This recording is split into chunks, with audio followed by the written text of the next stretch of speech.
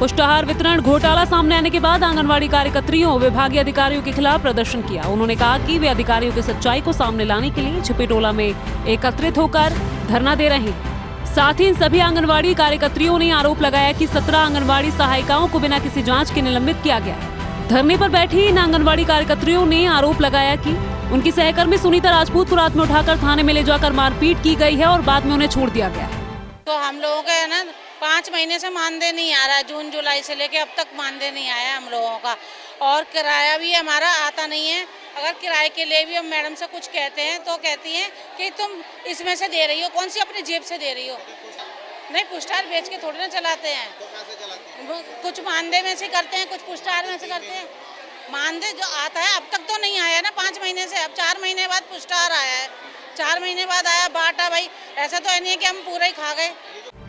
पुष्टाहार कालाबाजारी को लेकर आंगनवाड़ी कार्यकर्त्रियों ने आरोप लगाया है कि लगभग 1 महीने पूर्व सीडीओ, जिलाधिकारी और जिला कार्यक्रम अधिकारी को जंगनेर ब्लॉक में सीबीपीओ के माध्यम से आंगनवाड़ी कार्यकर्त्रियों से अवैध वसूली को रोकने के लिए ज्ञापन दिया था, लेकिन अभी तक इस मामले पर कोई कार्रवाई नहीं की गई थी। जब यह पुष्टाहार कालाबाजारी का मामला सामने आया तो सभी आंगनवाड़ी सहायिकाओं को कटघरे में खड़ा कर दिया गया। भाई हमको बोल दिया गया कि राशन इतना आ रहा है और इतना देना है और हमें इतने पैसे चाहिए। हमसे 10,000 रुपए मांगे जा रहे हैं, हमसे पैसे मांगे जा रहे हैं, चाहे मुख्य सेविका ने अपने हाथ में लिए या नहीं लिए, लेकिन इकट्ठे तो एकत्रित तो करवाए। अब मुख्य सेविका अपने हाथ में ना लेके लॉकर में रखवा लें, चाहे कहीं रखवा लें, और हमने उनके हाथ में ना दे के लॉकर में रखवा दिए। जो भी आंगनवाड़ी ने जमा करके रखे, ठीक है ना, तो वो इसलिए स्पष्ट से बच रही हैं। वो तो बच गई क्योंकि वो कह रही हैं कि मैंने हाथ में नहीं लिए, लेकिन इकट्ठे तो सुपरवाइजर के कहने पर ही हुए थे।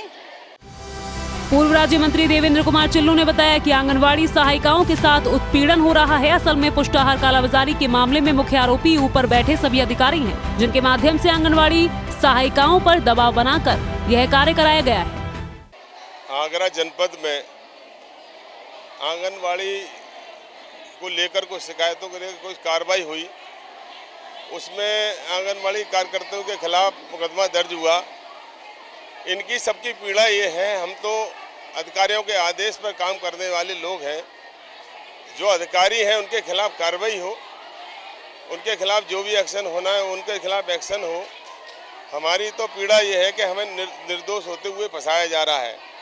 चूँकि ये 4,500 रुपये महीने पे इनका मानदेय है, और 4,500 जिस तरीके से इन्होंने बताया कि पोलियो की दवा इनसे पिलवाई जाती है, बीएलओ का काम इनसे लिया जाता है, कोरोना में इनसे ड्यूटी ली जाती है, आधार कोई आशा कार्ड वगैरह तमाम ऐसे काम इनसे लिए जाते हैं कि शायद कोई 50,000 रुपये